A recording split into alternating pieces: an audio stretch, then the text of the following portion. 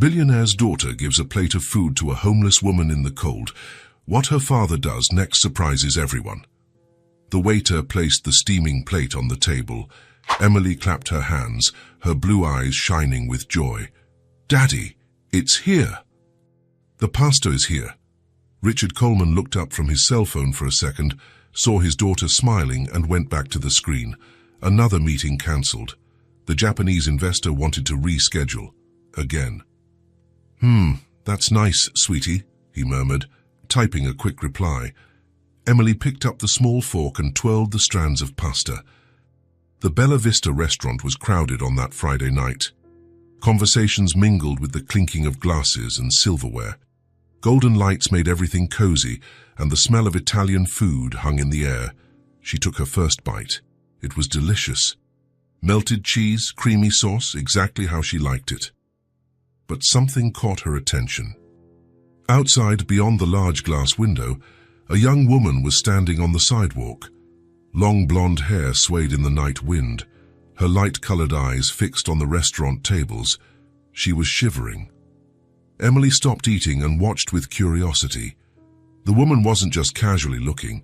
She was watching the plates, the food, the people eating, and she seemed sad. Very sad. "Daddy!" Emily called. Richard kept typing, frowning at the screen. "Daddy!" she repeated, louder. "1 minute, Emily. Daddy is handling something important for work." The little girl sighed and looked back out the window. The woman was still there, hugging herself to keep warm. Her clothes looked worn by time. She wasn't wearing a coat, despite the cold October night. Richard's phone rang. "Hello, yes, Johnson, I'm here." "What do you mean they want to change Clause 15 now?" Emily rolled her eyes.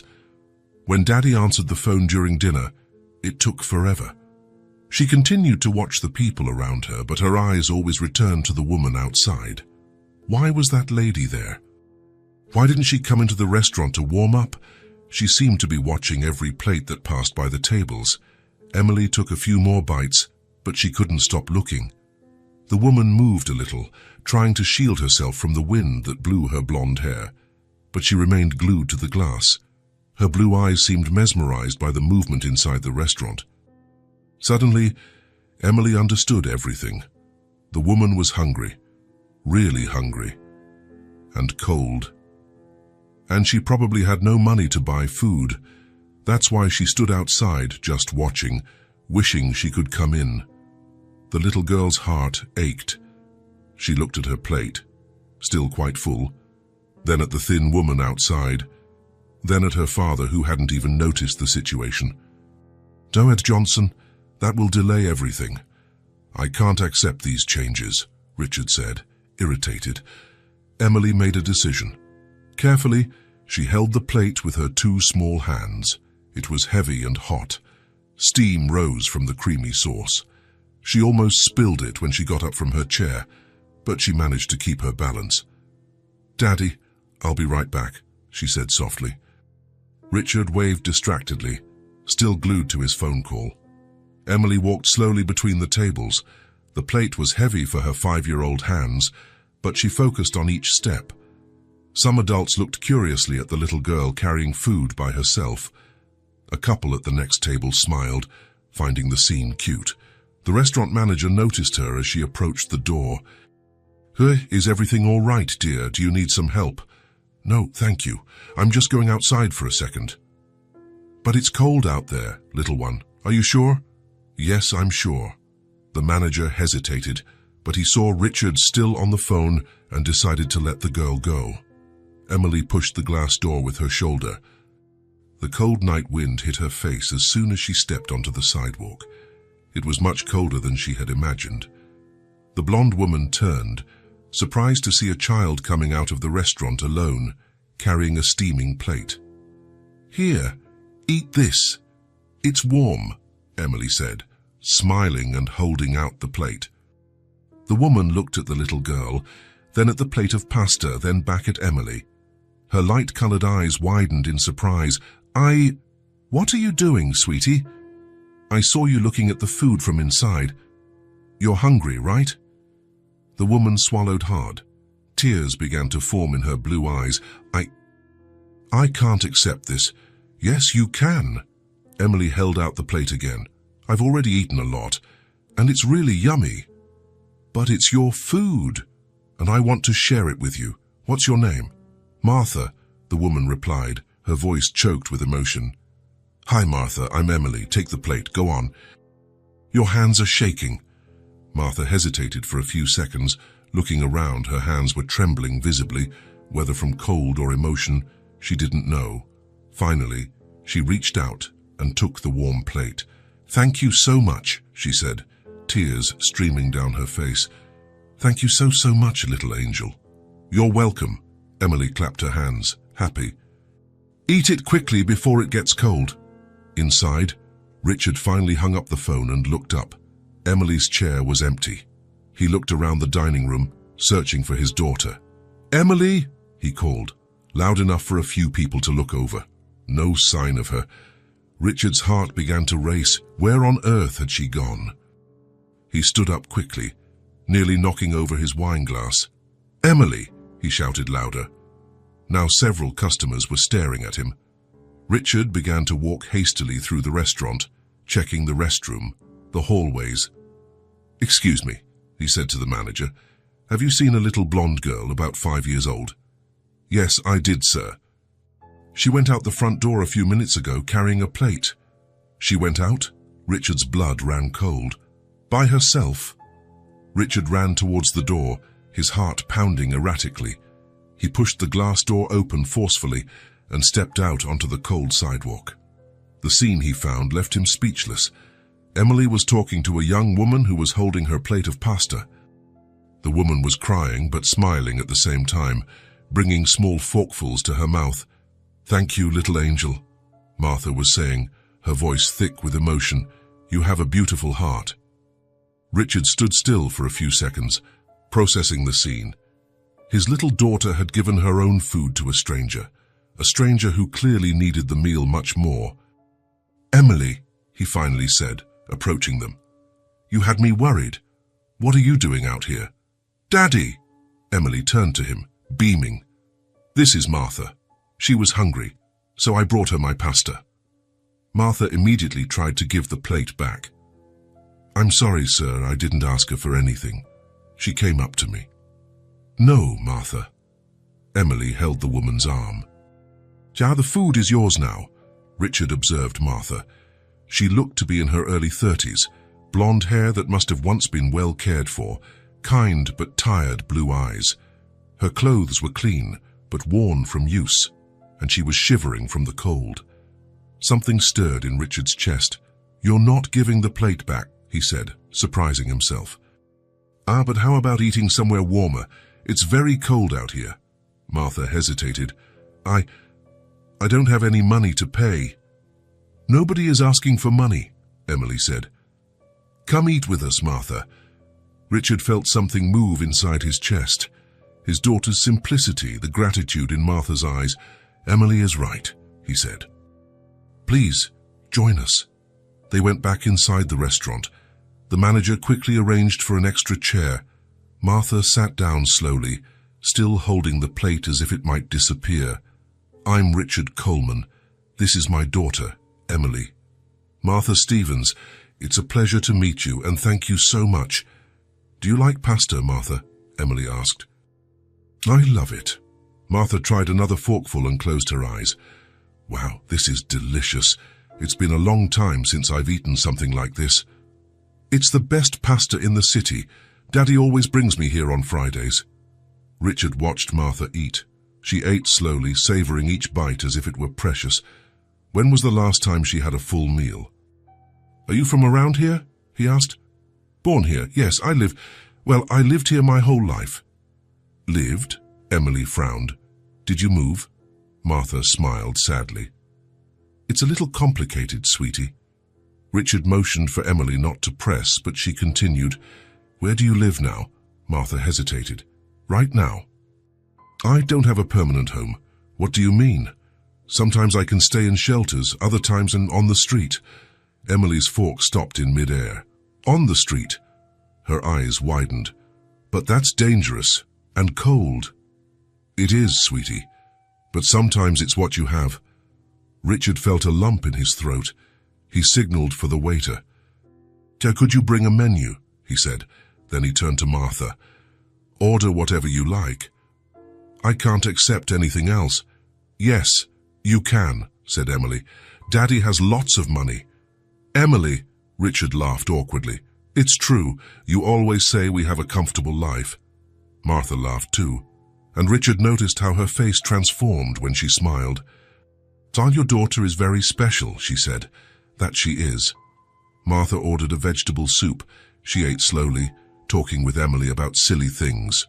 What was her favorite color, if she liked cartoons? And you, Martha, Richard asked, what did you do before your current situation? Her face lit up. I owned a restaurant. It was small, but it was mine. I made comfort food, lasagna, cakes, pies. You know how to cook, Emily perked up. I do. I learned from my grandmother. She always said that food made with love feeds the heart along with the stomach. What a beautiful saying. And where was your restaurant? Sadness returned to Martha's eyes. It was on Oak Street. It was called Taste of Home, but it closed about 6 months ago. Why? Richard asked. The economy got tough. People stopped coming. I tried to hold on as long as I could, but the debts kept piling up. Rent, suppliers. Her voice cracked. I lost everything, literally everything. Emily held Martha's hand. That's so sad. You must have been very upset. I still am. That restaurant was my dream, you know. I worked for years to open it, and in a few months, poof, it was all gone. Do you have any family who can help? Richard asked. I don't have anyone. My parents died when I was a teenager. I was raised by my grandmother, but she passed away 3 years ago. So I'm all alone. All alone? Emily looked shocked. But that's so sad. It is sad, sweetie. But today, Martha smiled at both of them. Today, I found 2 guardian angels. They finished eating. Richard insisted that Martha order dessert, which she eventually accepted. A piece of chocolate pie that she ate with her eyes closed. They left the restaurant together. At the door, Martha thanked them with tears in her eyes. Thank you so much for everything. You saved my day. Actually, you saved my whole week. It was a pleasure meeting you, Richard said. Martha bent down and kissed Emily's forehead. Thank you for everything, little angel. You reminded me that there are still good people in this world. Emily hugged her tightly. Martha waved and started walking down the sidewalk, disappearing into the darkness of the street. In the car, Emily was quiet for several minutes, looking out the window. Richard turned on the heater. It was cold out there, wasn't it? It was? She turned to him. Daddy, Martha is a very nice person. She seems to be, and she was very hungry. She was. Emily grew thoughtful. Daddy? Yes? You have a generous heart, she said, smiling. Richard was surprised. Me? Why? Because you let Martha eat with us, and you paid for her food, and you were kind. You're the one with the generous heart, Emily. You're the one who gave her your pasta. Emily shook her head. We have generous hearts together, like a real family. Richard's heart warmed. Sometimes Emily said things that surprised him. You're right, sweetie. They were silent for a few minutes, each lost in thought. Then Emily spoke again. Daddy? Yes, sweetie. Can we do more for her, Daddy? She lives on the street. The question hit Richard like a punch to the gut. He looked at his daughter in the rearview mirror, seeing her blue eyes full of concern. What do you mean, Emily? Martha doesn't have a home. She doesn't have a family. She doesn't have food every day. Emily's eyes filled with tears. And we have our big house and food all the time, and we're warm. It's not fair, Daddy. Richard swallowed hard. He didn't know what to say. His daughter's simple question stirred something deep inside him. The question echoed in his mind for the rest of the drive home, and it would continue to echo for a long time after. Richard woke up early on Saturday. He had slept poorly all night. Emily's question echoed in his mind without stopping. Can we do more for her, Daddy? He got up at 6 in the morning, took a hot shower, and went down to the kitchen. The house was completely silent. Emily was still fast asleep. He made coffee alone in the mansion's enormous kitchen, hearing only the sound of the old clock on the wall and the wind rustling the tall trees in the garden.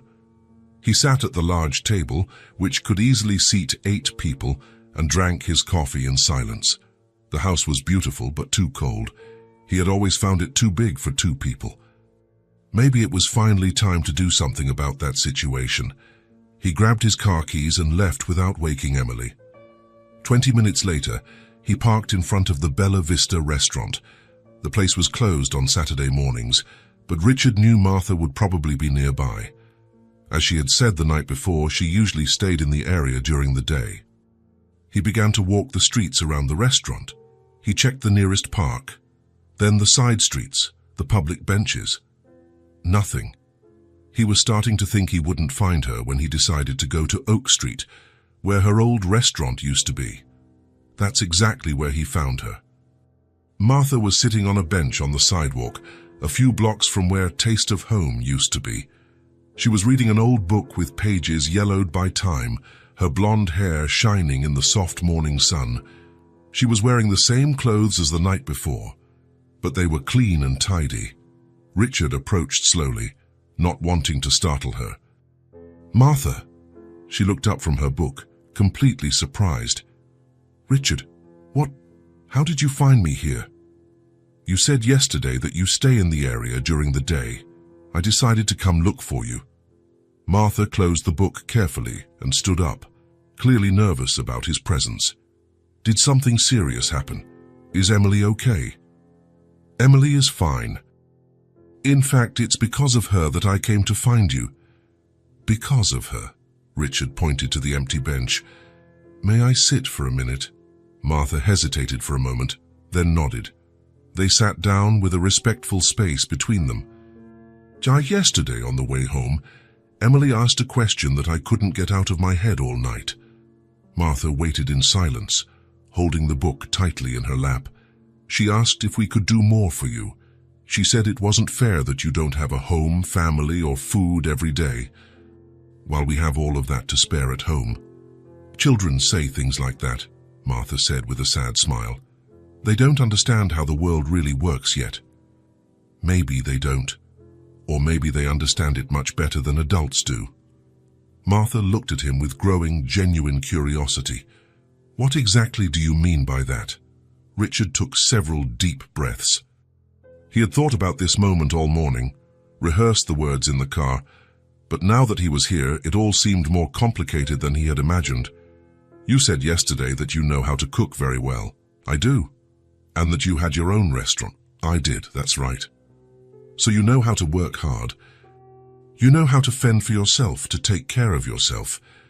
"Of course I do. I'm just in a very difficult situation right now, but I'm not lazy or a freeloader." Richard turned to look her directly in the eyes. "Would you like to work at my house as a housekeeper?" "With room and board included and a fair salary."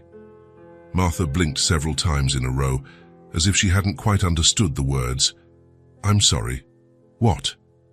"I have a very large house. Too large for just 2 people, actually. It has several empty bedrooms, a huge kitchen we barely use, rooms that stay closed most of the time, and I work too much. I don't have time to take care of the house as I should." Martha continued to look at him without saying anything, the book clutched to her chest. "You would have your own large bedroom with a private bathroom, all meals included, a fixed salary every month. And Emily would love to have you around. She hasn't stopped talking about you since last night." Are you being completely serious right now?" "Completely serious." Martha ran a hand through her blonde hair, clearly trying to process the completely unexpected offer. "But Richard, you barely know me. You barely know who I really am. I know enough to make this decision. I saw how you treated Emily yesterday. I saw the genuine gratitude in your eyes. I saw that you ate slowly, savoring each bite as if it were precious. And Emily has an incredible instinct for recognizing truly good people." "Richard, I really don't know what to say right now." "Then just say yes." Martha laughed softly, but tears were forming in her light blue eyes. "Are you absolutely sure about all this? You won't regret it later. I'm completely sure." Martha was silent for a long moment, looking at the book in her hands, then at the street where her old restaurant was, then back at Richard. "Okay," she said, her voice choked with emotion. "I accept your offer." Richard smiled for the first time since he had woken up that morning. "Perfect. Shall we go get your things then?" Martha laughed again, but this time with much less sadness. "I don't have any things to get. Everything I own in the entire world is in this bag right here next to me." She pointed to a small, old canvas bag resting on the bench. "Then let's go straight home." The Coleman mansion was in the most affluent and expensive neighborhood in the city, an imposing two-story house with extensive, well-manicured gardens, a 4-car garage, a large pool in the back, and a complete outdoor kitchen area. Martha looked out the car window the entire way, impressed by the size and elegance of the houses. "Oh my goodness, Richard, your house really is huge. It's too big, I've always thought so. My wife wanted a house like this when we bought it, so we bought it. After she passed away, I never seriously thought about moving." "Was Emily born in this house?" "She was, but she and I basically just live on the ground floor. The upstairs bedrooms are hardly ever used for anything." They entered through the imposing and elegant front door. The entrance hall had a very high ceiling, a polished white marble staircase, and expensive paintings on the walls. All very beautiful and extremely elegant, but as cold as a museum. "Emily!" Richard called out. "Come downstairs. I have a special surprise for you." They heard footsteps running upstairs, then down the marble staircase. "Daddy, you left so early. I didn't see when you—" "Martha!" Emily appeared in the hall, still in her pink pajamas, her blonde hair a complete mess from sleep. When she saw Martha standing there, her blue eyes widened with pure joy. "Martha! What are you doing at our house?" "Your father offered me a job here," Martha said, opening her arms to welcome the little girl. "A job, here at our house, for real." "That's right," Richard confirmed, smiling at his daughter's radiant happiness. "Martha is going to work here with us and live here too," Emily shouted with joy and ran to hug Martha with all her might. "Really? You're going to live here with us?" "If you'll both have me," Martha said, returning the tight hug. "Of course we will. It's going to be the most amazing and wonderful thing in the whole world." Richard spent the whole morning showing Martha all the rooms in the house. The kitchen was indeed huge, with a large central island, a double oven, a gigantic refrigerator, and every modern and expensive appliance imaginable. The living room had expensive leather sofas and an ornate marble fireplace. The dining room could easily seat 12 people. "And we usually order takeout or heat up frozen things from the supermarket," Richard explained, a little embarrassed by the situation. "I don't have time to cook, and Emily will eat anything I put in front of her." "I can cook real meals for you too, if you'd like," Martha offered enthusiastically. "I don't just have to clean and tidy the house. That would be absolutely fantastic. Emily would love real homemade food every day." They went up to the second floor of the mansion. Richard showed her 3 huge guest bedrooms, all with private bathrooms and beautiful, expensive furniture that looked like it had never been used. "Choose whichever one you prefer. They are all completely available." Martha chose the middle room, which had a very large window with a beautiful view of the well-kept backyard garden.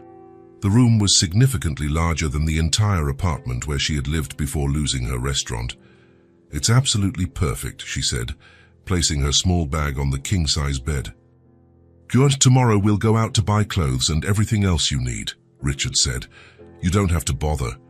"Yes, I do. It's part of our agreement." Emily spent the rest of the morning completely attached to Martha. She showed her all her favorite corners of the house, her toys scattered around her room, her large collection of books, her drawings carefully stored in a special folder. Martha listened to everything with genuine interest, asking curious questions and laughing at the girls' animated stories.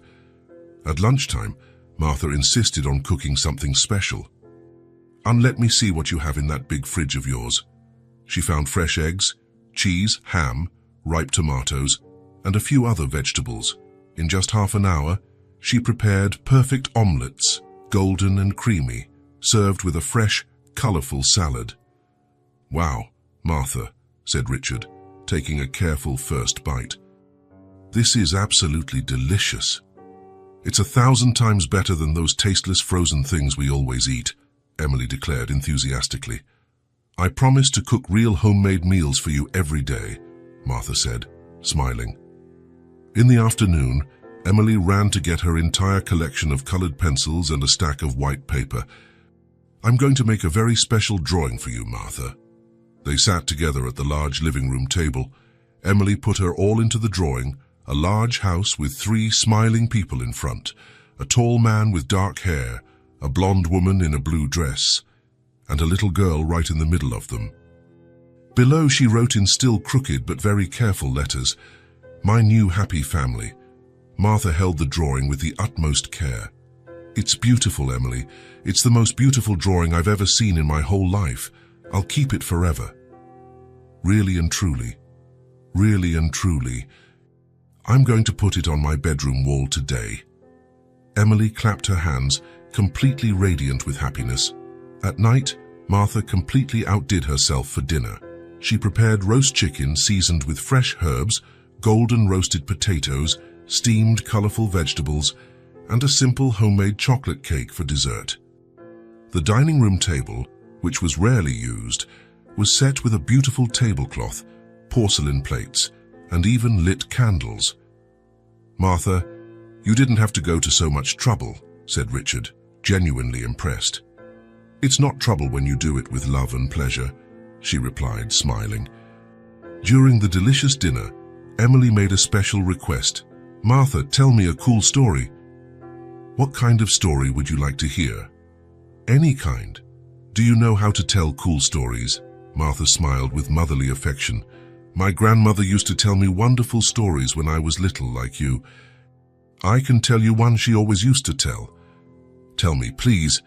Martha began an enchanted story about a very brave princess who, instead of running from scary dragons, helped them solve their difficult problems and became great friends with them.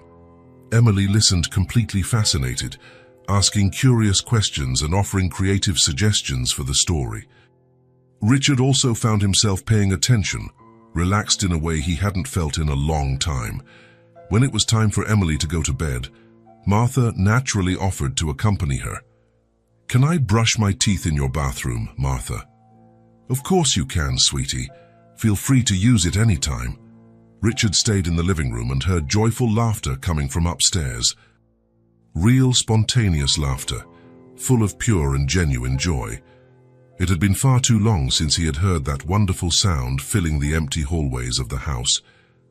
When Martha came down, she found Richard in the living room trying to read work reports. Did Emily fall asleep quickly? She fell asleep super fast. I think she was exhausted from all the excitement of the day. Richard put the papers aside, giving up on work completely. "Martha, thank you so much for all of this, for accepting the offer, for being so affectionate with Emily, for bringing new life into this house. Thank you, Richard, for giving me this incredible opportunity when I needed it most. I don't even know how I'll ever be able to repay so much generosity. You're already repaying it perfectly. Just look at how different the house is today. It's full of life." Martha looked around the room attentively. It was true.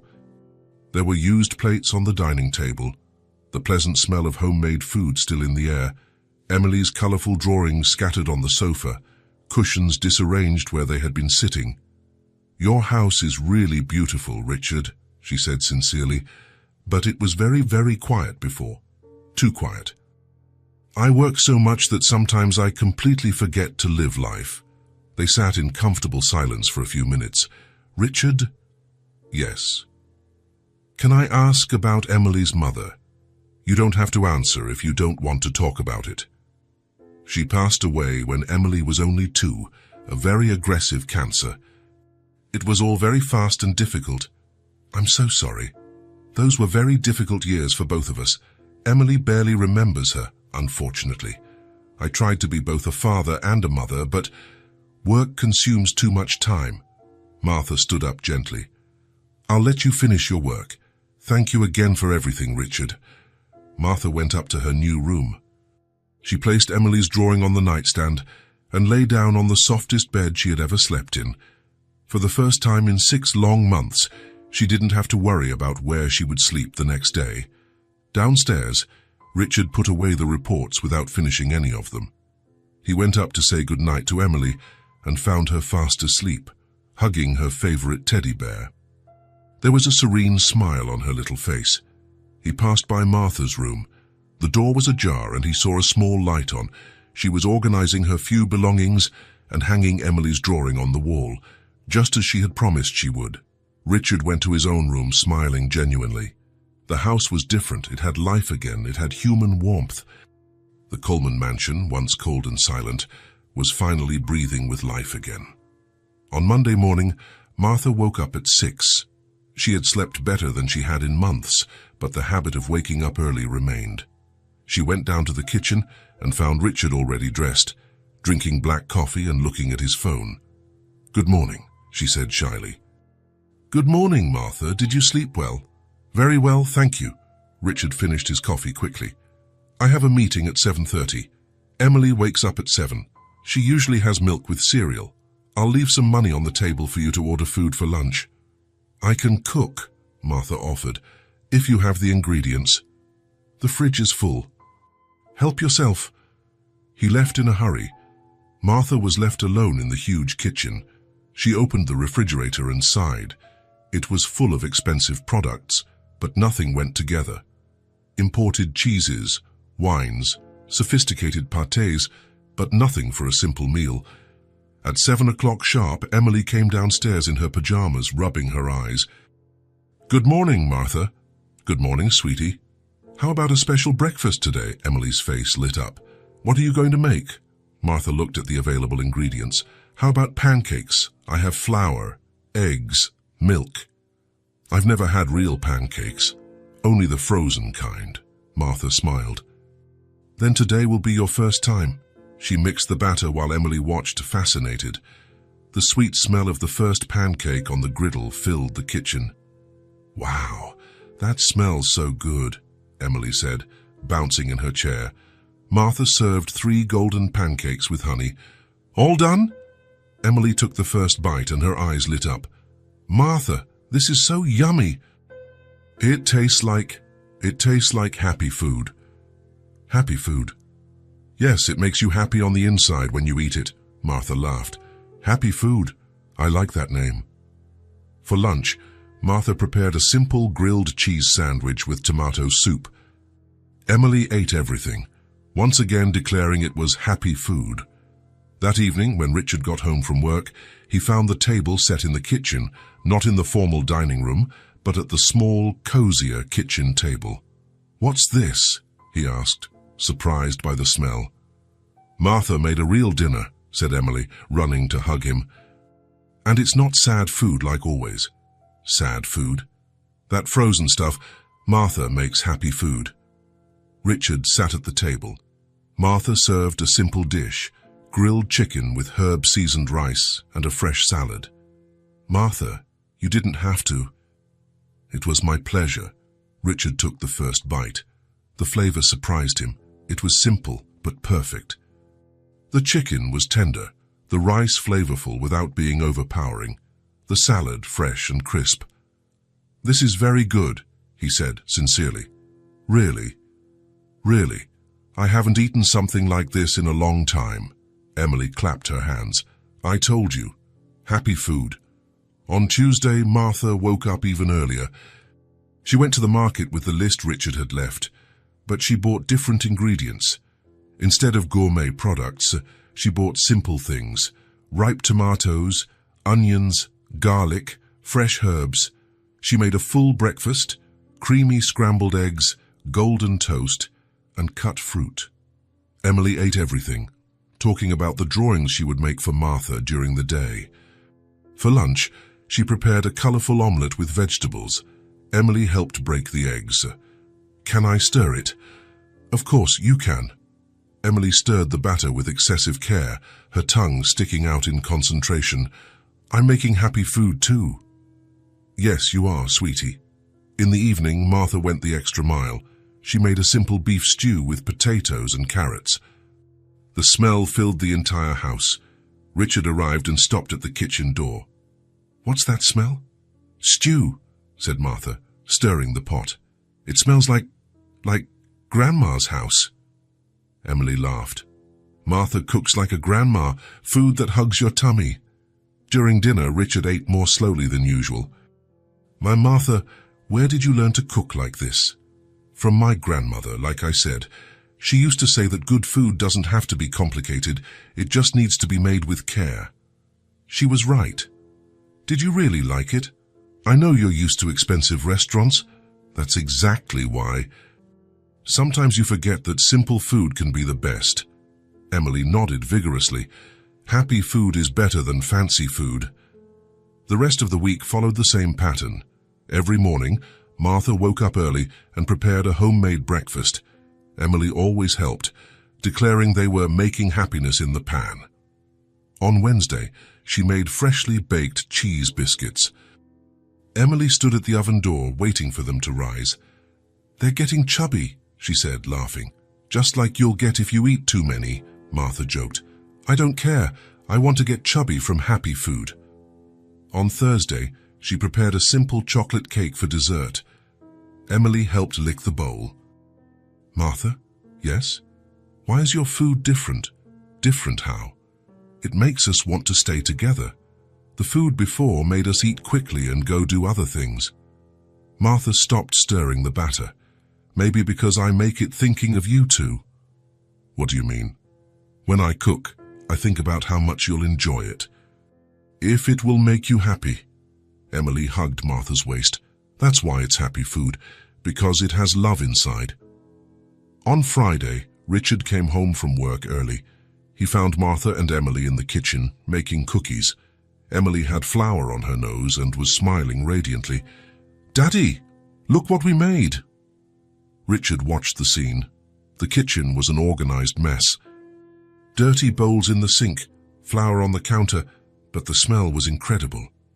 And Emily was happier than he had seen her in a long time. "Did you two have fun?" "A lot," said Emily. "Martha taught me how to make heart shapes." Richard looked at Martha, who was wiping her hands on her apron. "Thank you," he said softly. "For what?" "For making Emily smile like that." "For making the house smell like a home." Martha smiled, blushing. "It's just food." "It's not just food, it's—" He paused, searching for the right words. "It's care." During dinner that night, Richard ate even more slowly. The dish was simple, grilled fish with mashed potatoes and steamed green beans, but every bite tasted of home, of family. "Oh, Martha." "Yes." "Can I ask you a personal question?" "Of course." "In your restaurant, did you cook like this too?" Martha thought for a moment. "I did, but it was different."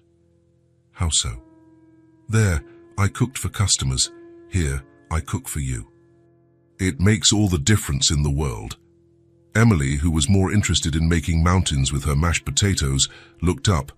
"What's the difference?" "When I cook for you, I put a little piece of my heart in every dish." Richard felt something stir in his chest. How long had it been since someone cooked for him like that? How long had it been since he'd eaten something made with so much care? "The food is yummy because you like us," Emily asked. "I'm liking you more and more every day," Martha said sincerely. Emily smiled, satisfied. "So it's going to get yummier and yummier." "Because we like you more and more too." Richard watched the two of them and realized something had changed in his house. It wasn't just the food, it was the feeling of belonging, of mutual care, of a family forming naturally around the table.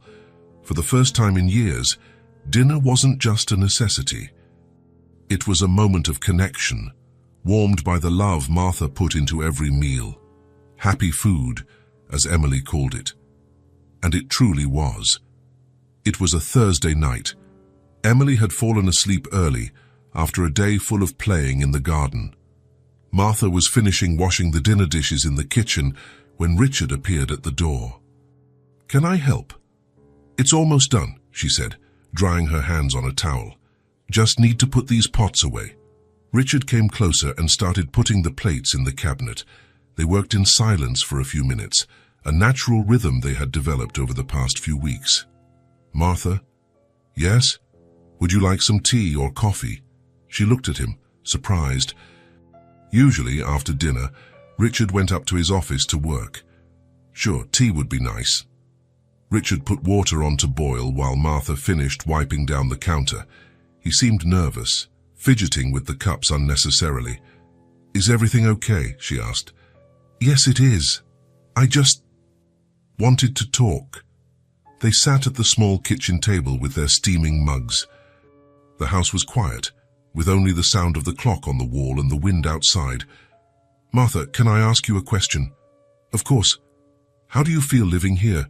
Truly, you can be honest." Martha stirred her tea, thoughtful. "I feel at home, for the first time in a long time, even as an employee. I don't feel like an employee. I feel part of something." Richard nodded, looking into his mug. "I'm glad to hear that. Why?" Because I know what it's like to not have a place to belong." Martha looked at him attentively. There was something different in his voice. "What do you mean?" Richard took a deep breath. "Can I tell you something I've never told anyone?" "Of course you can. I wasn't born rich." Martha blinked, surprised.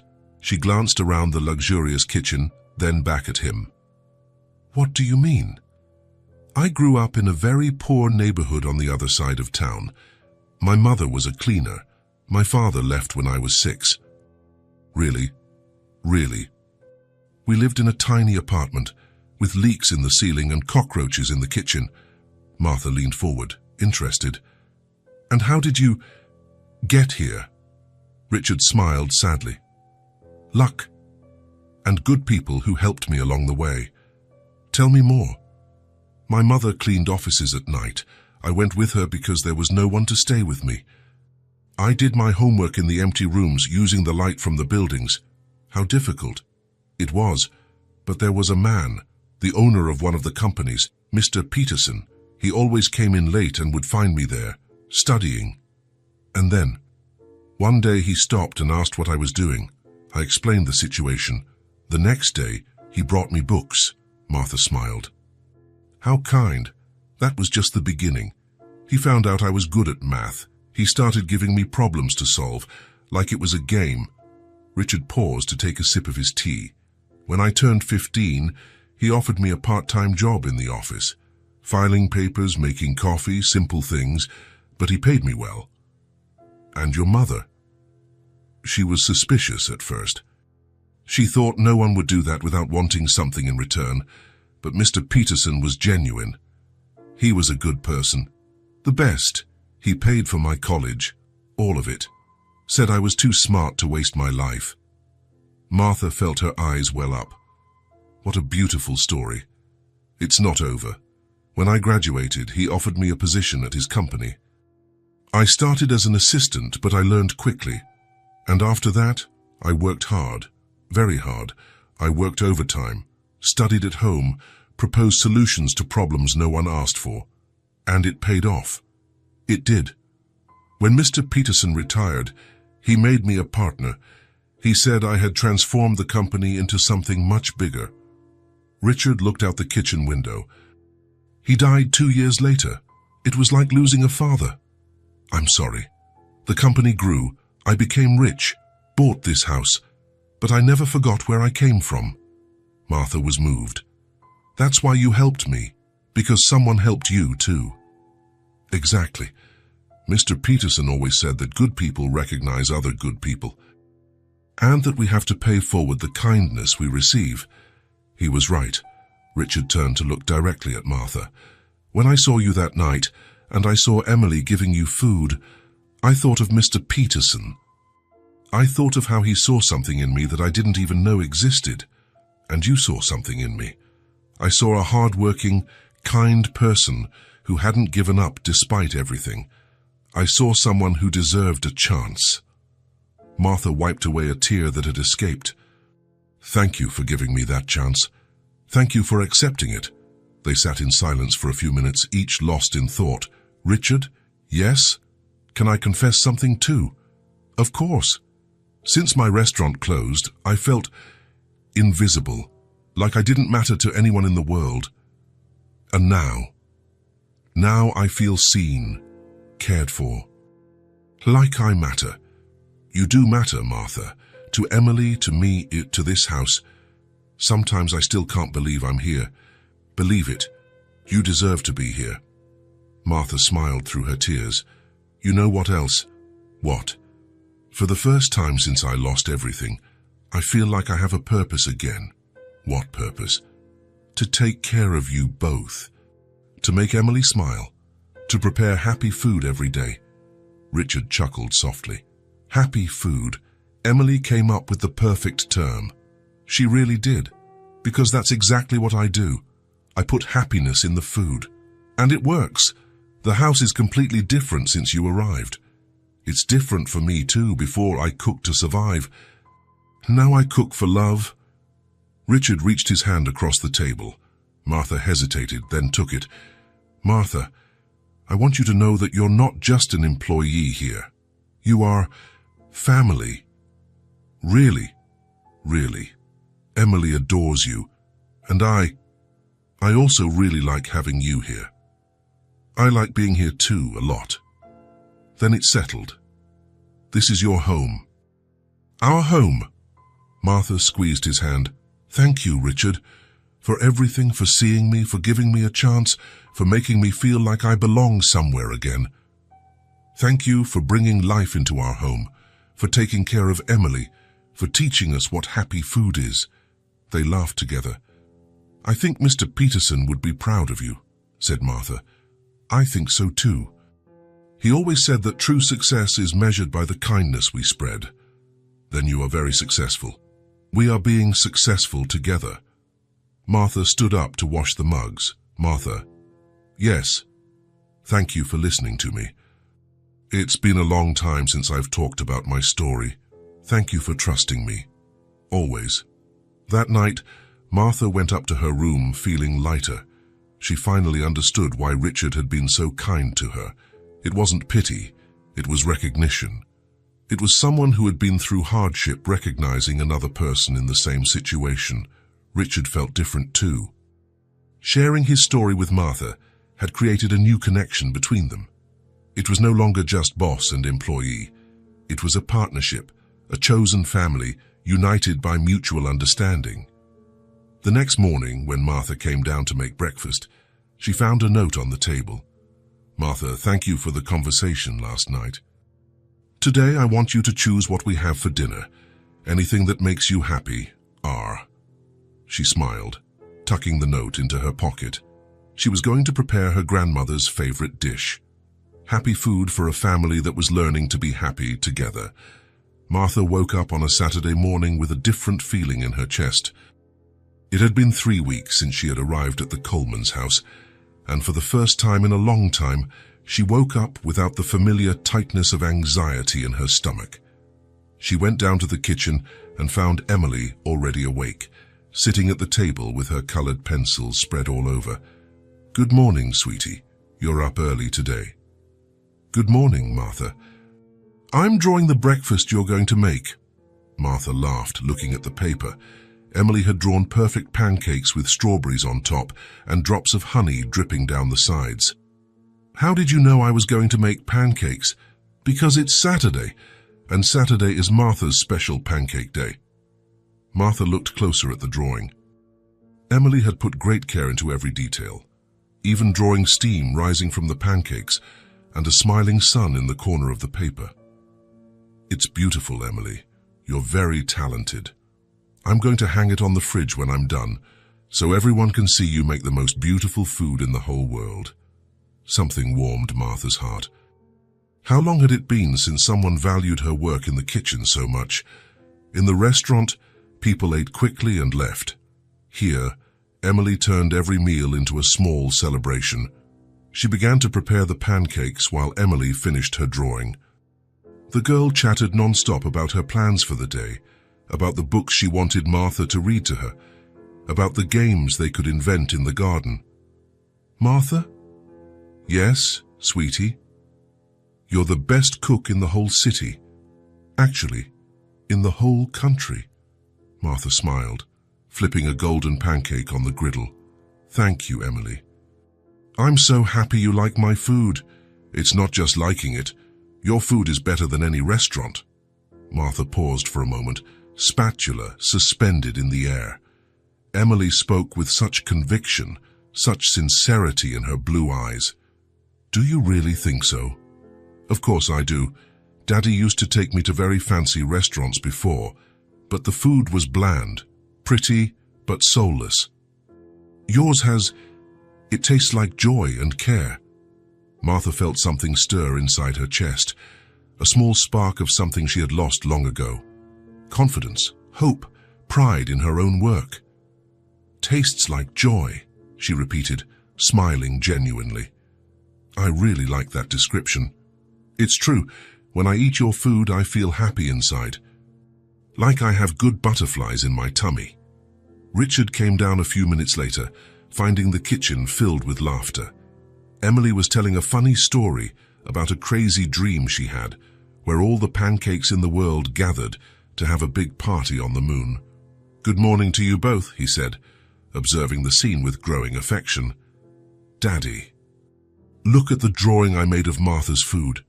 Richard examined the paper carefully, feigning a serious analysis. "It's perfect, better than any expensive painting. Can I hang it in my office?" "You can, but I'm going to make an even prettier one for the fridge." During breakfast, Richard noticed something different about Martha. She seemed more relaxed, more present in the moment. She smiled more easily and responded to Emily's jokes with growing naturalness. "Martha, it's Saturday," he said. "You don't have to cook if you don't want to. We can order a pizza or go out to eat." "Boxed pizza is sad food," Emily immediately declared. "Martha makes happy food even on weekends." Martha laughed, a lighter laugh than Richard was used to hearing. "I don't mind at all. In fact, I really enjoy cooking for you." "Are you absolutely sure?" "Absolutely. It's completely different from before." "Different how?" "At the restaurant, I cooked because I had to work. Here, I cook because I want to make you happy." Richard nodded, understanding perfectly. "Then prepare whatever you want to make. Emily and I are your official assistants today." "Really?" Emily almost jumped out of her chair. "Can I really help?" "Of course you can. You're my head assistant." Emily clapped her hands, beaming. The whole morning was a completely new experience for Martha. Emily was an extremely enthusiastic assistant, even when she spilled flour on the clean floor or broke eggs, shell and all, into the bowl. Martha found that she didn't mind the mess one bit. In fact, she found it all very fun. "So I now stir very slowly," Martha instructed patiently, guiding Emily's small hands in the chocolate cake batter. "Is this right?" "Perfect. You have a good hand for cooking." "Really? Can I be a cook like you when I grow up?" "You can be whatever you want, sweetie." Richard watched from the kitchen table, pretending to read the newspaper, but paying full attention to the interaction between them. There was an infinite patience in Martha's voice, a natural kindness that Emily absorbed like a dry sponge. "Martha," said Emily, still stirring the batter with concentration. "Yes? Can I ask you something kind of personal?" "Of course you can. Are you very sad sometimes because you lost your restaurant?" Martha paused for a moment. Richard looked up from his newspaper, attentive to her answer. "I am sad, sweetie. But you know what I've discovered living here." "What did you discover?" "Sometimes we lose one thing to find something even better." "Like what?" "Like you two, like this wonderful kitchen, like making you smile every morning." Emily stopped stirring the batter completely and hugged Martha's waist tightly. I lost something and gained you too. What did you lose? I didn't have a real friend before. Now I have the best friend in the world. Martha felt her eyes well up. She returned the tight hug, looking over Emily's blonde head at Richard, who was smiling tenderly. Then we both gained a lot, said Martha. We did. And Daddy gained something too. What did Daddy gain? Someone special to take care of us when he's working a lot, and happy food every day of his life. In the afternoon, Emily dragged Martha out to the extensive garden of the house. Come on, I want to show you all my favorite places. They started with the big tree with branches perfect for climbing. Emily climbed with the agility of a monkey, calling for Martha to follow her.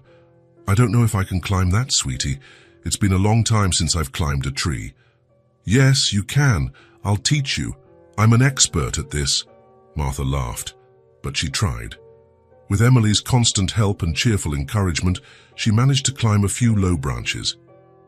Look at this incredible view, said Emily, pointing to the whole garden.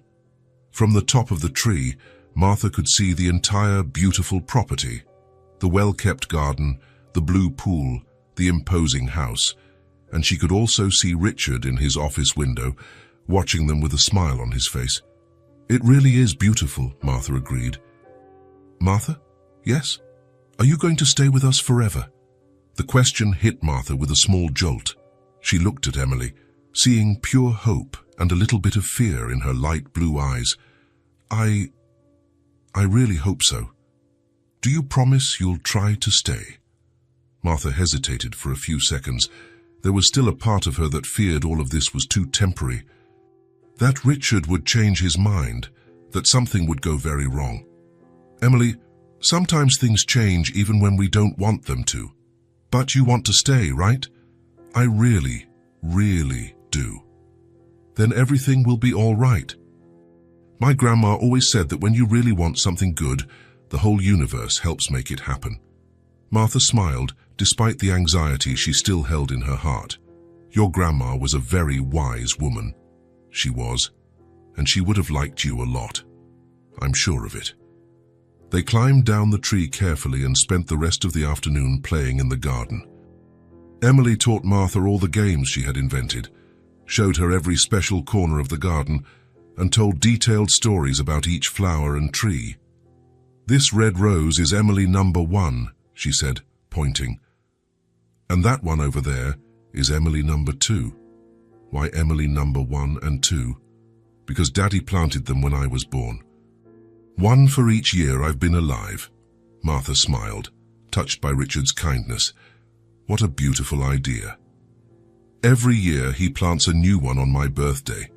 We already have 5 Emily roses. Richard watched from the office window, pretending to work on reports.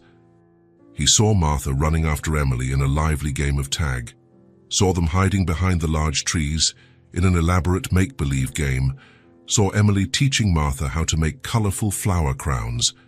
The house was completely different. It was no longer silent. There was constant laughter, cheerful conversations, life pulsing in every room. In the evening, Emily made a special request to Martha. Can you read me a story?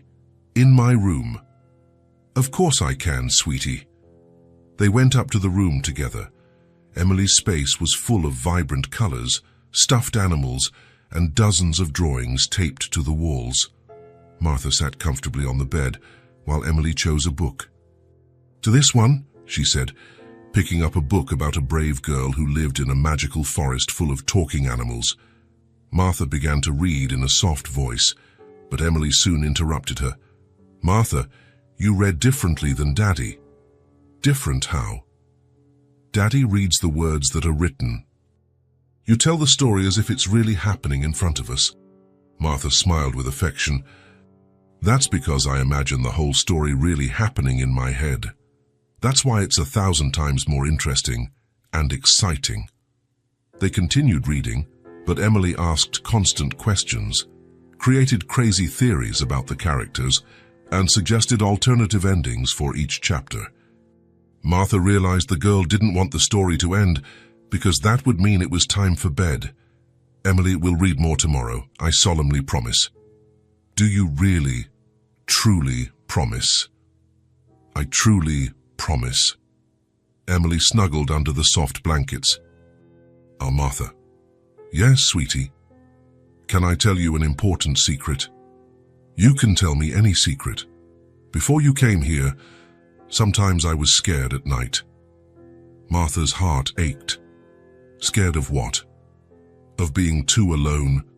Daddy works very late, and the house gets so quiet it's scary. And how do you feel now? Now I'm not scared at all. Because I know you're nearby, taking care of us. I'll always be nearby, sweetie, always. Emily smiled, closing her blue eyes. Good night, Martha. Thank you for being part of my family. Martha left the room with her eyes misty with emotion. In the hallway, she found Richard waiting. How is she? Sleeping like an angel. Richard. She called me family again, and that's exactly what you are to us. Sometimes I still can't completely believe I'm here. Richard walked her to the stairs. Martha, can I make an observation? Of course you can. You are completely different from the day you arrived. More alive. More present. What do you mean? When you got here, you were always tense, as if you were expecting something bad to happen at any moment. Now you laugh naturally, you play, you seem much more relaxed. Martha thought for a long moment. It's because for the first time in a long time I feel genuinely loved. You are very loved. By Emily, by me, by this whole house. Thank you for giving me this chance when I needed it most, Richard. Thank you for accepting our offer, for bringing so much joy into our lives. They went down to the living room together. Richard served warm tea for both of them. Martha, can I ask you something personal? Of course you can. What do you plan for the future? From now on? The question made Martha tense up again. What do you mean exactly? Do you plan to stay here with us, or are you making plans to open another restaurant? Martha stirred her tea nervously, avoiding looking directly at him. I'm still very afraid to make big plans. Afraid of what? Afraid that everything will go wrong again. Afraid of losing everything again. Richard nodded, understanding completely. It's natural to be afraid after everything you've been through. It's just that when I lost the restaurant, I lost much more than a business.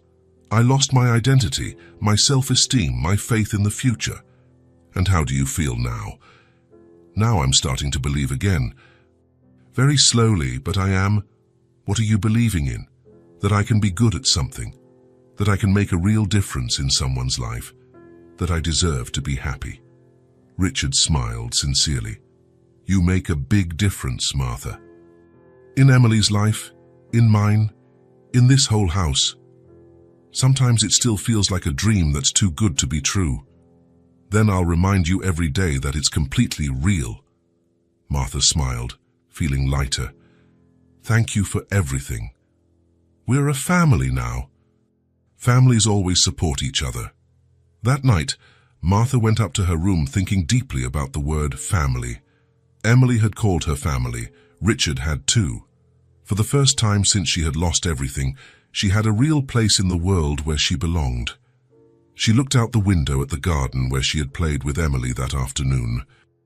She saw the tree they had climbed together, the flower bed where they had made flower crowns, the space where they had run and laughed until they were breathless. Maybe Emily was right. Maybe when you really want something good, the universe really does conspire to help it happen. Martha smiled at her reflection in the dark window. She was still afraid of the future, still carried painful scars from the past. But for the first time in a long time, she had real hope. And hope, she discovered in that moment, was the first ingredient of happy food. Martha put more effort into dinner that Thursday than ever before. She had woken up with a special inspiration and decided to prepare something truly exceptional. Grilled salmon with a crust of fresh herbs from the garden, creamy mushroom risotto she had learned from an Italian chef years ago, and a colorful salad with a special dressing that her grandmother kept as a family secret. For dessert, she prepared chocolate lava cakes with artisanal vanilla ice cream. Richard arrived home from work earlier than usual and stopped at the dining room door, completely impressed. The table was set as if it were a five-star restaurant, with lit candles, fresh flowers from the garden in the center, and the best dishes in the house. "My God, Martha, this is absolutely incredible." Emily ran to hug him, jumping with excitement. "Daddy!" "Martha made a real food party. Everything smells like heaven on earth." "You didn't have to go to so much trouble," Richard said, but Martha could see the genuine pleasure in his eyes. "I wanted to do something special today," she replied, a little shy but proud of the result. "But why? Is it a special occasion?" Martha blushed slightly. "Just because you deserve special things every day." During dinner, Richard ate with a different kind of attention, savoring each bite slowly. He made detailed comments about the perfect seasoning of the salmon, the ideal creaminess of the risotto, the harmonious balance of flavors. "Martha, this is on the level of the best restaurants in the city," he said, genuinely impressed. "In fact, it's better than most. Better than any restaurant in the whole world," Emily declared with absolute conviction. "Martha's food has real soul." Martha smiled, but Richard noticed something different in her expression. There was a complex mix of pride and melancholy, as if the compliment brought back both good and bad memories. "Faze, where did you learn to make risotto like this?" he asked. "I worked with an Italian chef for a while when I was setting up my restaurant. He taught me a few secrets. And the salad dressing. My grandmother's recipe. She said it was the special touch that made people always come back." Richard noticed the sadness that crossed Martha's eyes when she mentioned the restaurant. After dessert, while Emily went to get a new drawing to show, Richard leaned towards Martha. "Can I talk to you after Emily goes to bed? I have something very important to discuss." A knot formed in Martha's stomach. His serious tone scared her. "Of course. Did something serious happen?" "No, nothing bad. Quite the opposite, in fact." Emily went to bed earlier than usual, tired after a full day of playing in the garden. Martha quickly tidied up the kitchen and found Richard in the living room, with 2 cups of tea already prepared. "Martha," he began, placing the cup carefully on the small table, "I need to talk to you about something very important." She sat on the edge of the sofa, mentally preparing for the worst. Maybe he was tired of having her there. Maybe he wanted her to look for another job. Maybe Emily was becoming too dependent on her. "Your cooking is very good," he said, looking directly into her eyes. "In fact, it's absolutely exceptional." Martha blinked several times, surprised by the unexpected direction of the conversation. "Thank you. It's a waste for you to be here just as a housekeeper." Her heart raced uncontrollably. This was it. He was going to fire her. He was going to say she was too good to be a domestic worker. "Richard, if I did something wrong..." "No," he held up both hands. "You did absolutely nothing wrong. Quite the opposite."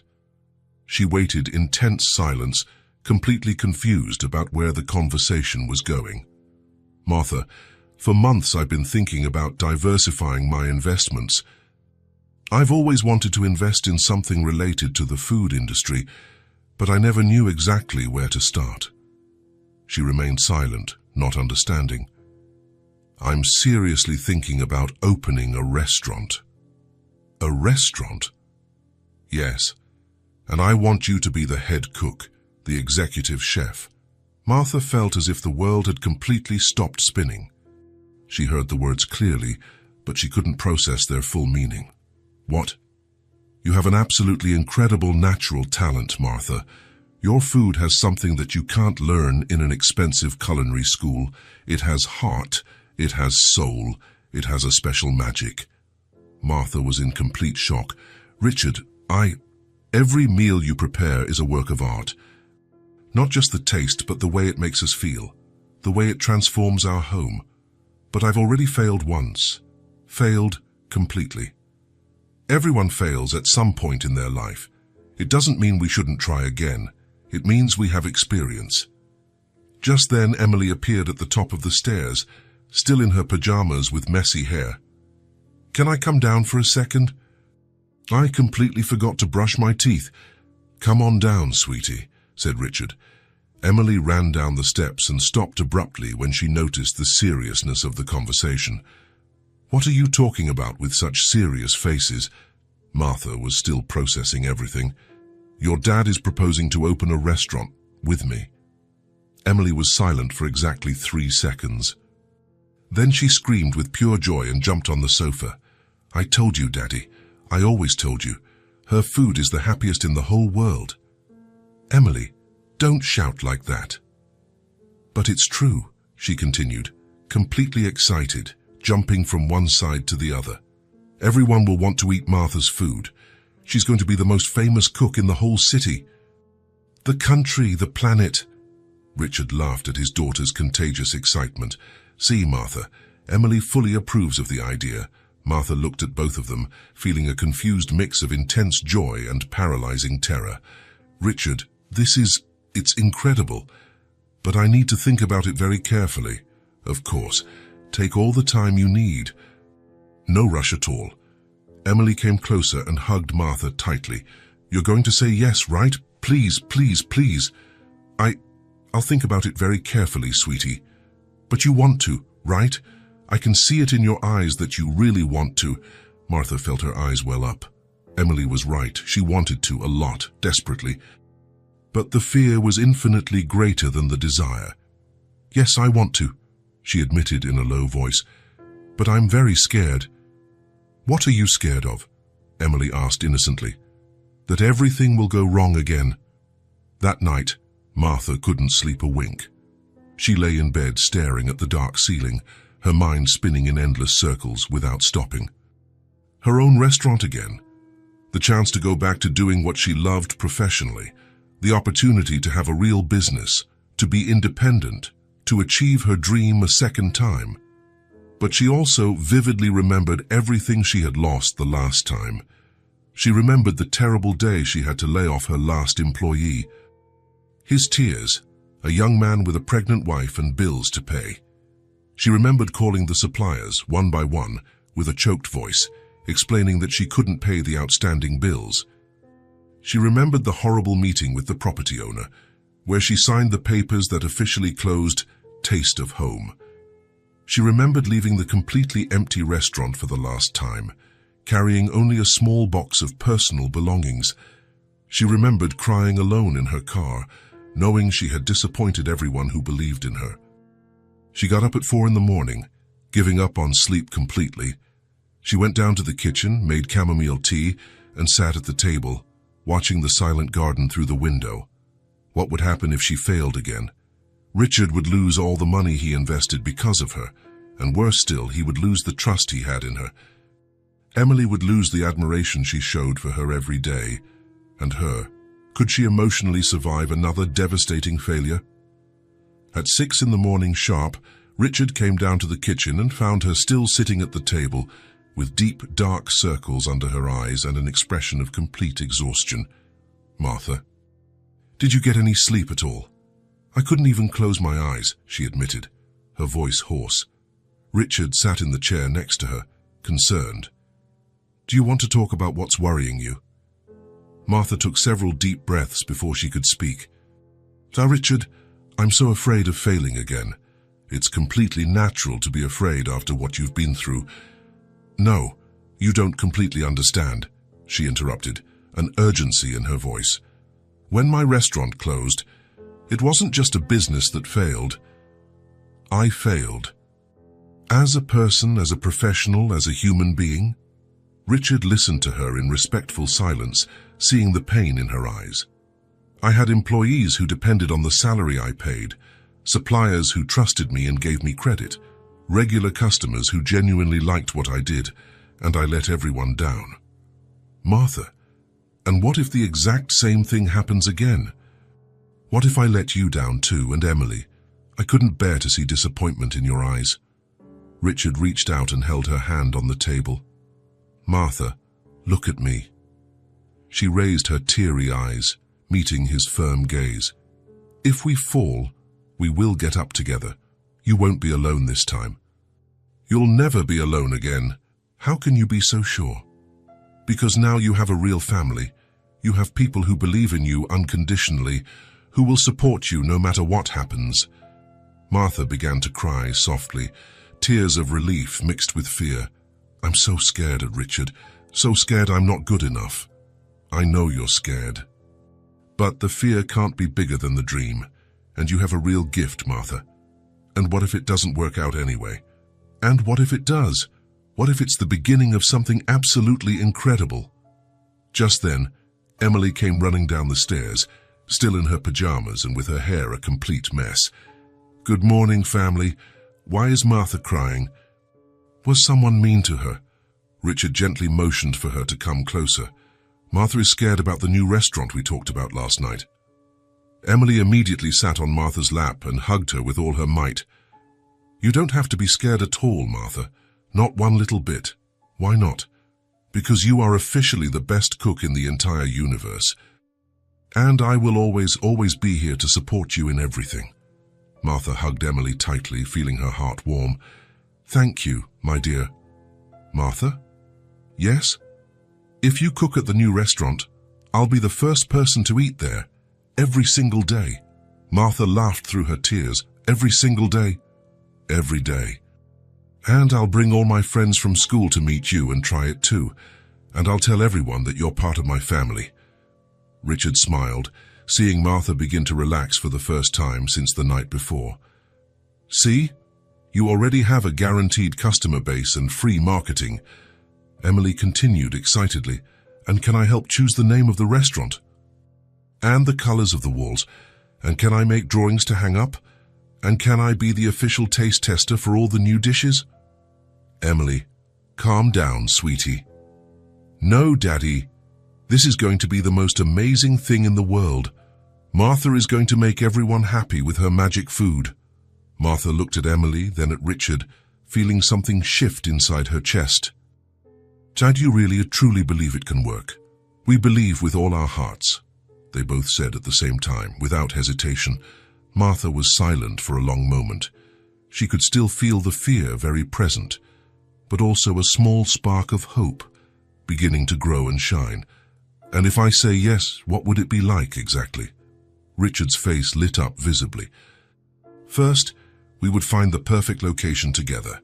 Then we would set everything up exactly your way. The menu would be completely yours. You would be the executive chef with total creative freedom. And I could help with everything. Emily clapped her hands excitedly. I could be the official taste tester and happiness consultant. Martha smiled genuinely for the first time since the conversation the night before. Happiness consultant is a very important job title. I take it super seriously. Emily made a serious, professional face. I will taste everything very carefully and give it a score from 0 to 10 for each dish. And what if some food gets a low score? Impossible. Your food always gets a 10, or an 11, or 1,000. Richard watched the interaction, seeing Martha relax and allow herself to dream again. Martha, you don't have to decide right now. Think about it as long as you need. Actually, she paused for a long time, looking at the two hopeful faces. Actually, I think I already know my answer. Emily held her breath, her eyes shining with anticipation. Yes, Martha said, her voice growing firmer and more determined with each word. Yes, I really want to try again. Emily screamed with joy and hugged Martha with a strength disproportionate to her size. I knew it. I always knew it. It's going to be the best restaurant in all of history. Richard smiled, feeling relieved and genuinely happy. Are you absolutely sure, Martha? Martha nodded, feeling an intense mix of fear and excitement running through her veins. I am. I'm still very scared, but I want to try. I need to try. For myself, for you, for my dream. Then we'll make it work, Richard said with total determination. Together. Yes, we will. Emily jumped onto Martha's lap. And you know why it's going to work out great. Because now you have a whole family cheering for you and helping. Martha hugged Emily tightly, looking at Richard over the girl's blonde head. Thank you, she whispered, emotional. for believing in me when I couldn't believe in myself." "We will always believe in you," Richard said with sincerity. "Always and forever." In that special moment, sitting in the cozy kitchen with the two people who had become her true family, Martha felt something she hadn't felt in years: real, solid hope. The fear was still present, but now it shared space with genuine excitement, with a renewed desire to try again, with the absolute certainty that this time she would not be alone. This time she had a family, she had people who believed in her unconditionally, and maybe that was exactly the special ingredient that had been missing from the recipe the first time. The next morning, Martha woke up with a mix of nervousness and determination running through her veins. The conversation from the night before still echoed in her mind like a persistent echo. Richard had made the most incredible proposal of her life, and she was still processing every word. She went down to the kitchen at 7 in the morning, as always. Emily was already awake, sitting at the table with paper and colored pencils spread out. "Good morning, Martha," the little girl said, more excited than usual. "Good morning, sweetie. What are you drawing today?" "It's a very special surprise." Emily covered the paper with her hands. "I can only show you after lunch." Martha smiled, but noticed that Emily was watching her more attentively than usual, as if she knew something important was happening. She began to prepare breakfast with slightly trembling hands. Richard's proposal had affected her more than she had imagined. As she cracked the eggs, her mind wouldn't stop thinking about the possibilities and risks. Richard came down a few minutes later, watching Martha attentively. "How are you feeling today?"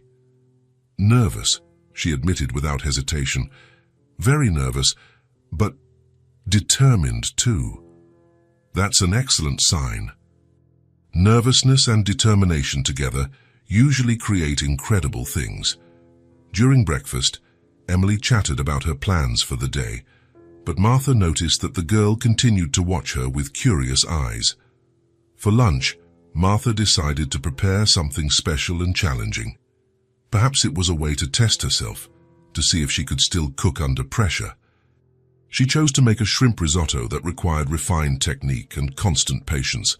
Each grain of rice needed to be perfect, the broth added in the exact amount, the final result creamy to the ideal degree. As she stirred the risotto constantly, she felt her hands sweating with nervousness. What if it didn't turn out well? What if she had lost her talent? What if the previous failure had affected her ability? "It smells really good," said Emily, appearing in the kitchen. "I hope it tastes as good as it smells." "It always turns out perfect. You don't know how to make bad food, Martha." Emily's simple confidence reassured her a little. Martha continued stirring the risotto, taking deep breaths to calm herself. When she served the dish, Richard took the first bite in silence. Martha waited anxiously, her heart racing. "Martha," he said finally, "this is absolutely perfect." She sighed with deep relief. "Really? Is it not bland? Is it cooked right?" "Better than any Italian restaurant in the city," Emily agreed vigorously, already on her second helping. Martha never disappoints, never.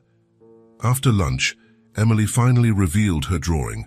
It was colorful and detailed, showing a small house with large windows and smiling people outside. Colorful flowers decorated the facade. At the top, in neat letters, it said, "Martha's Restaurant." "This is for you," said Emily, handing her the paper ceremoniously. "For when you open the new restaurant." Martha took the drawing carefully, feeling her eyes well up. "It's so beautiful, Emily. So beautiful. Do you really like it? I drew happy people because your food makes everyone happy." "I love it. I'll keep it forever." Emily smiled, satisfied. "You can hang it on the restaurant wall when it opens." Martha folded the drawing carefully and put it in her pocket. The day passed slowly. Martha cleaned the house with more attention than usual, trying to occupy her mind. But Richard's proposal never left her thoughts. In the afternoon, Emily helped her in the garden. While they were watering the plants, The girl asked an unexpected question. "Martha, are you going to accept Daddy's offer?" Martha stopped watering the flowers, surprised. "Why do you ask?" "Because you're different today, more thoughtful." "I am thinking a lot." "What are you thinking about?" Martha sat on the garden bench, pulling Emily onto her lap. "So I'm thinking if I'm brave enough to try again." "Of course you are. You're the bravest person I know." "Why do you think that?" "Because you already lost everything once, and you still make happy food every day. That's being very brave." Emily's simple words touched Martha's heart deeply. The girl was right. She had lost everything and continued to live, to cook, to try to be happy. "Thank you for saying that, sweetie." "It's true. And if you open the restaurant, I'll be your first official customer." Martha laughed. "Official? I'll make a membership card and everything." At night, after Emily went to bed, Martha was in the kitchen organizing the cabinets. In truth, she was trying to build up the courage to talk to Richard. He appeared around 10 o'clock, looking for a glass of water. "Still awake?" "Yes." "Richard, can I talk to you?" "Of course. Shall we sit?" They sat at the kitchen table. Martha took several deep breaths before she could speak. "If you're still willing, I accept." "I want to try." Richard's face lit up. "Are you sure?" "I am. I'm still terrified, but I really want to try again." Richard stood up immediately. "Give me a minute." He left the kitchen and returned with a black folder. He placed it on the table and opened it, revealing dozens of organized papers. "What's this?" Martha asked. "Drafts. Blueprints, ideas, concepts for the restaurant." Martha looked at the papers with growing surprise.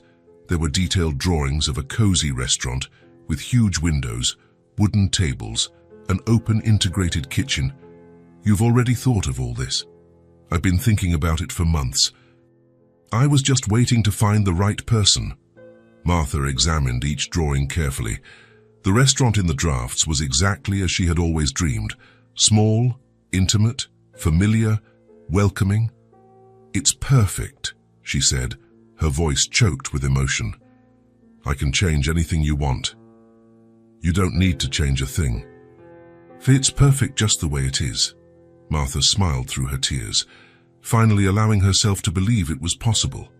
"When can we start?" "Tomorrow, if you want." The following months passed in a whirlwind. Richard found the perfect location, a charming old house in the city center, with character and history. Martha supervised every detail of the renovation, from the color of the walls to the type of pots in the kitchen. Emily participated in everything, giving creative suggestions and making drawings to decorate the restaurant. Her enthusiasm was contagious to the whole team. The menu was created with love. Home-style dishes, recipes from Martha's grandmother, foods that warmed the heart. Nothing overly sophisticated, but everything made with perfection and care. 2 weeks before the grand opening, Martha could barely sleep from nervousness and anticipation. "What if no one comes?" she asked Richard. "They will come." "I'm sure of it." "How can you be so sure?"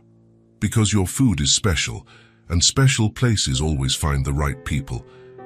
The opening day arrived on a sunny Friday. Martha got to the restaurant at 5 in the morning, even though the opening wasn't until 6 in the evening. She checked every detail 1,000 times. The seasonings, the pots, the menu, the tables. Everything had to be impeccable. Richard arrived in the mid-afternoon with Emily, who brought a surprise. "What are you hiding?" Martha asked. "My opening gift," said Emily, showing a hand-painted sign, "Happy Food Made Here." Martha knelt and hugged the little girl, emotional. "It's perfect. We'll hang it at the entrance." At 6 o'clock sharp, they opened the doors. To Martha's surprise, there was already a small line outside. The first customers came in curious and left enchanted. The food was exactly what they expected. Delicious, homemade, made with care. The dining room slowly filled up. The smell of home-cooked food hung in the air, mixed with the cheerful buzz of conversations and laughter. Emily ran between the tables with contagious joy, showing the menu to everyone and explaining that Martha was part of her family. "Try the risotto," she would say to the customers. "It's the best in the universe." The sincere compliments began to pour in. "This tastes like home," said an elderly lady, moved. "I haven't eaten anything this delicious in years," commented a young couple. "It's like my grandmother is cooking," whispered a woman, with tears in her eyes. Richard watched everything from a table in the corner, proud and happy. His gamble had paid off. Martha was truly special. Behind the counter, Martha heard every compliment with a racing heart. Tears of emotion threatened to fall, but she had to focus on the kitchen. Around 9 o'clock, when the rush slowed down, she was finally able to leave the kitchen and observe the dining room, still full of happy people. Richard approached with a huge smile. "How are you feeling?" "I can't believe we did it," she said, wiping away her tears. "You did it, Martha." Martha looked around, seeing Emily talking to customers, seeing people smiling as they ate. "If it weren't for you two, I would never be here," she said with gratitude. "Thank you for believing in me when I didn't believe in myself." Emily ran to them and hugged Martha tightly. "Now everyone has happy food," she shouted, radiant. Martha hugged the little girl, looking at Richard over her blonde head. "Thank you," she whispered once more. "Thank you," he replied, "for making our dreams come true." That special night, when they closed the restaurant, the three of them sat at an empty table.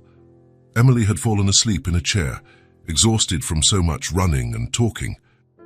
"Martha," said Richard, watching his sleeping daughter, "do you remember the first night we met? Like it was yesterday. Emily gave you her plate of pasta on the cold street. And it changed my life forever. It changed ours too." Martha smiled, watching Emily sleep peacefully. Who would have thought that a simple plate of pasta could change 3 entire lives? "The best things always start simple," said Richard. Martha agreed, looking at the silent restaurant around them. It was quiet now, but it still held the echo of the night's laughter and conversations. She had lost everything once. She had been on the street, without hope, without a future. But a generous 5-year-old girl had seen beyond appearances.